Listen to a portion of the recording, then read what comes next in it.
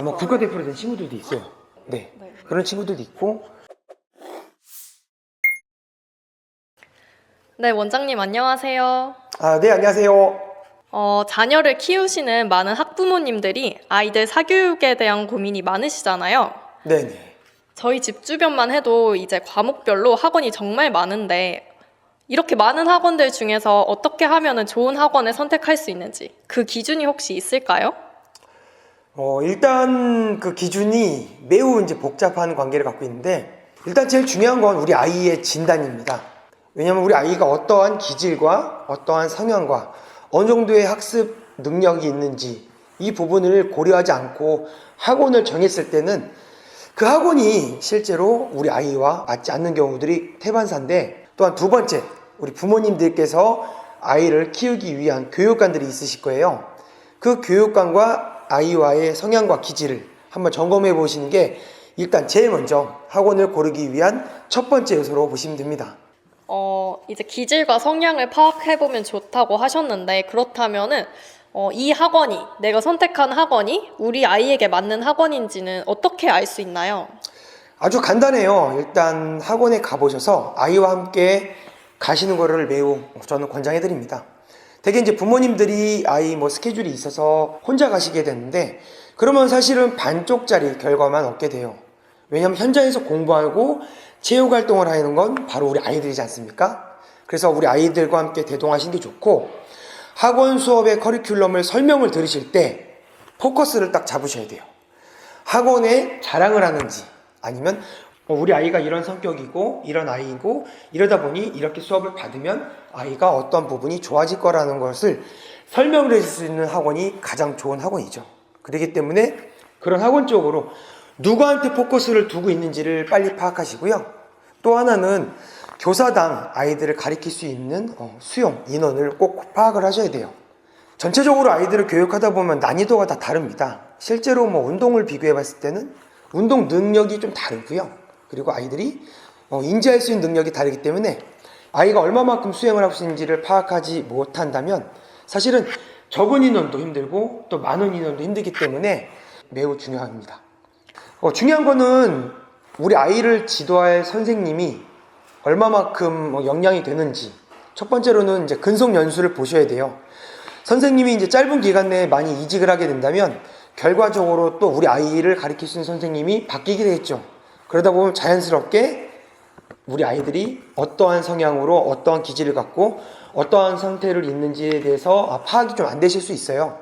자, 그리고 선생님을 제가 가장 강조하는 이유는 선생님께서 우리 아이의 능력과 그리고 인지 능력, 그 다음에 수행 능력들을 파악하시는데, 이게 인원수가 많다 보면 획일에 대한 교육을 하겠죠.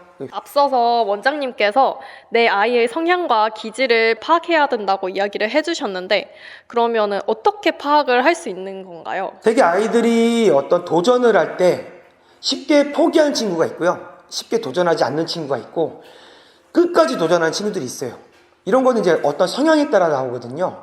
또한 아이들이 어떤 학습을 했을 때 우리 아이가 집중도가 얼마만큼인지, 또 집중도가 높긴 한데 어떤 부분에서 쉽게 흥미를 잃는지, 또 어떤 부분에서 또 흥미를 좋아하는지, 그러니까 아이가 좋아하는 부분에 대해서 강점을 만들어서 그거와 놀이와 그거와 학습과 함께 혼합해서 교육하는 방식들이 매우 효과적이라고 볼 수 있습니다. 저희 센터에 이제 가입하실 때는 저희가 항상 성향하고 아이 기질을 파악하는 검사를 합니다. 그래서 거기서 어떤 요인이 강점이고 어떤 요인이 단점인지를 이렇게 파악을 하는데, 되게 부모님들 다 알고 계실 거예요. 우리 아이들 성향과 기질. 앞말에도 뻔히 다 알고 계시는데, 좀 더 구체적으로 이 부분 알고 싶다면은 이런 기관이나 아니면은 인터넷에 검색해 보시면 우리 아이의 성향과 기질을 분석할 수 있는 검사 유형 테스트가 있어요. 그런 걸로 한번 검사해 보시는 게 가장 효과적이라고 생각합니다. 이런 것들을 파악해서 이제 학원을 다니게 되면은 실제로 아이가 변할 수 있고 조금 더 학습을 더 잘할 수 있고 이런 변화가 생길 수 있는 걸까요? 네, 충분히 변화가 되죠. 일단 이렇게 생각하시면 돼요. 아이가 어떠한 성향과 기질이 파악되지 않은 상태에서 수업하게 되면요, 선생님께서 쓰는 코칭 언어가 달라질 수 있어요. 예를 들어 달리기를 잘 뛰고 있는데도 더 빨리 뛸 수 있을 것 같은데 왜 못 뛰어? 더 한번 빨리 뛰어봐. 이거는 외향적인 아이들한테는 긍정적인 피드백이 될 수 있지만 내성적인 아이들 같은 경우는 굉장히 스트레스를 받고 더욱 도전할 수 없게 만들거든요. 그러면 이제 커리큘럼이랑 학생 비율을 다 확인을 했으면은 그 다음에는 뭘 확인해야 될까요? 네. 그 다음에는 일단 학원의 원장님 그리고 선생님들이 추구하는 교육 철학을 꼭 보셔야 돼요. 한번 가서 질문을 한번 해보세요. 거기서 당황하시는 분도 계실 거고 명확하게 대답을 하시는 분도 계실 겁니다.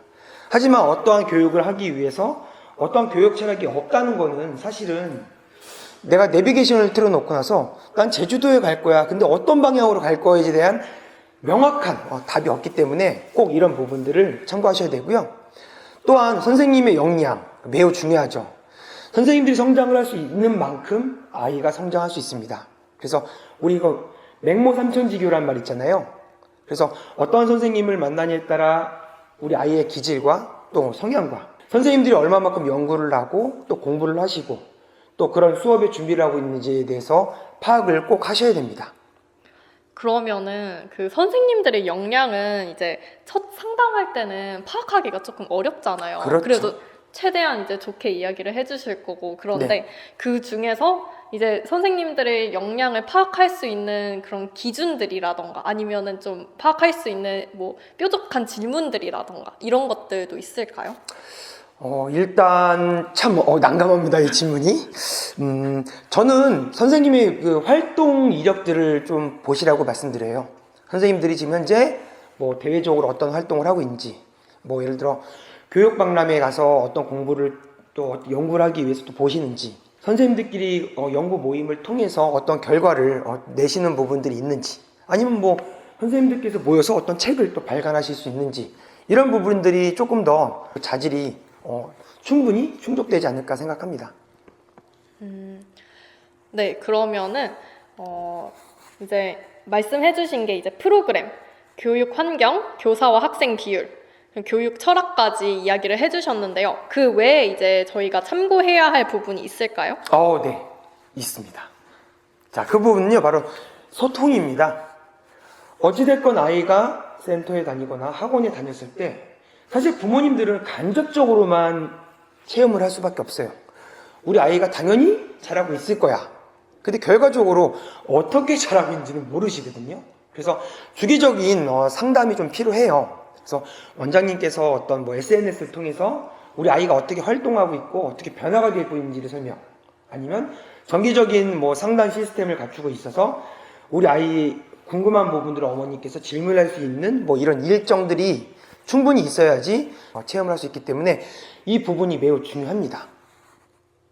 조금 더 팁을 드리자면요, 학원의 규모와 인지도만 꼭 고집하지 말자. 사실 어떻게 보면 이제 광고성을 하다 보면 겉으로 보이는 거랑 또 실제 내실이랑 좀 많이 다를 수도 있습니다.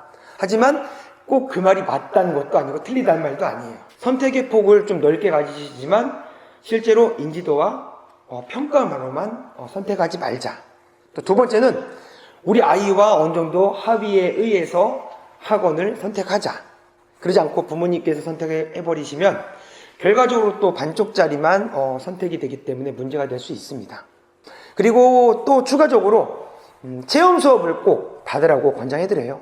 그래서 체험 수업을 가시면 사실은 그 현장에 있는 것만으로도 우리 부모님들께서 아이들은 그 현장이 과연 우리 학원을 보내도 되는 곳인가라는 생각을 하시거든요. 계속 예리하게 볼 수밖에 없어요. 그렇기 때문에 그 현장의 분위기도 보시고 또 선생님들과 기존에 다니던 아이들이 어떻게 잘 의사소통이 잘 되고 얼마나 친밀도가 있는지 이런 분위기를 꼭 보시고 체험 수업을 받는 것을 권장해 드립니다.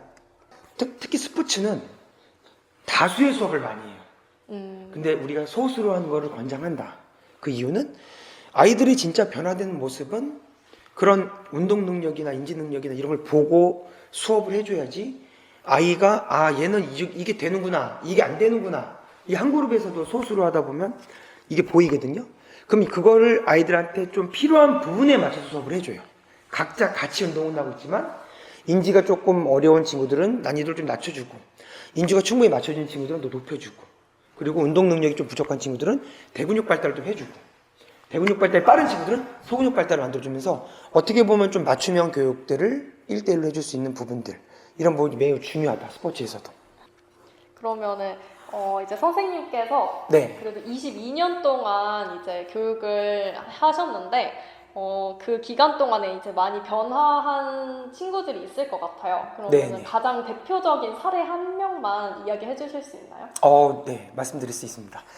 제가 이제 22년 동안 이제 현장에서 수천 명을 지도해 봤는데, 그랬던 친구들 중에 또 한 친구 같은 경우는 사실 좀 성향과 기질이 굉장히 셌어요. 운동 능력도 굉장히 좋았는데, 어떻게 보면 이런 태도에서 굉장히 좀 문제가 있었던 여러 가지 이슈가 있었는데, 그 친구와 오랜 기간 동안 상담을 하고 또 그런 부분을 잘 깎아주고 이렇게 하다 보니까 운동을 하면서 이제 타인과의 이제 여러 가지 관계성, 또 외부에서도 어떤 활동, 이런 부분에서 좀 문제가 굉장히 좀 있었습니다, 사실은. 저는 사실 아이들 운동 기능에 관련된 부분만 하는 게 아니라 그 반쪽의 멘탈이 굉장히 중요하거든요. 그래서 그런 부분 때문에 이제 어머님과 상담을 하고 또 학교 선생님이랑 상담도 하고 그 아이와 상담을 통해서 팀이라는 걸 하나 묶었기 때문에 팀이 힘을 낼 수 있는 방법은 내 50%와 친구의 50%가 합쳐져야지 100이 되기 때문에 50을 만들어주는 것도 너의 역할이다. 그래서 친구가 잘 할 수 있는 부분들을 너가 잘 도와준다면 힘이 100이 되지 않겠냐. 이와 같이 해서 조금 더 본인이 그런 기질과 좀 성향이 좀 안 좋았던 부분들을 이렇게 유도하면서 현장에서 수업을 했고요. 이 친구가 국가대표까지. 그리고 현재는 그런 모습들이 본인이 이제 잘 관리해서 본인 자기 개발을 통해서 지금도 현재 코치로도 있고요. 그 친구가 현장에 뛰면서도 또 후진 양성까지 하면서 지금도 저희 센터와 같이 왕래를 하면서 잘 지내고 있습니다. 이거는 정말 원장님의 꿀팁과 노하우 드린 것 같은데 이런 것들을 그래도 조금이라도 알 수 있는 방법이 혹시 있을까요? 네, 있습니다. 자, 지금 잘 기억하셔야 됩니다. 제가 학원을 고르는 6대 법칙이라는 내용이 있어요. 자, 그거를 무료로 받아보실 수 있습니다. 자, 어디서 받을 수 있냐면요. 네이버에서 싱크짐 창의융합 놀이센터라고 블로그에 들어오시면 저희가 이렇게 학원들을 고르실 때 이 부분만 좀 지키면 크게 문제 없이 학원을 고를 때 유익하게 고를 수 있다 라는 제가 책자를 써놨는데 그걸 다운받아서 보시면 아무래도 조금 더 이해가 빠르시게 될 겁니다. 이 법칙들만 알고 있으면 조금 더 우리 아이한테 맞는 학원들을 충분히 잘 고를 수 있는 법에 대해서 한번 이렇게 이야기해 봤는데요. 충분히 이 내용만 알고 계셔도 학원을 고르실 때 분명히 이익이 되실 겁니다. 그러니 잘 메모되셨다가 오늘부터 학원을 고르실 때 이 부분을 체킹 하시면서 좋은 선택을 하셨으면 감사하겠습니다. 이상으로 마치겠습니다.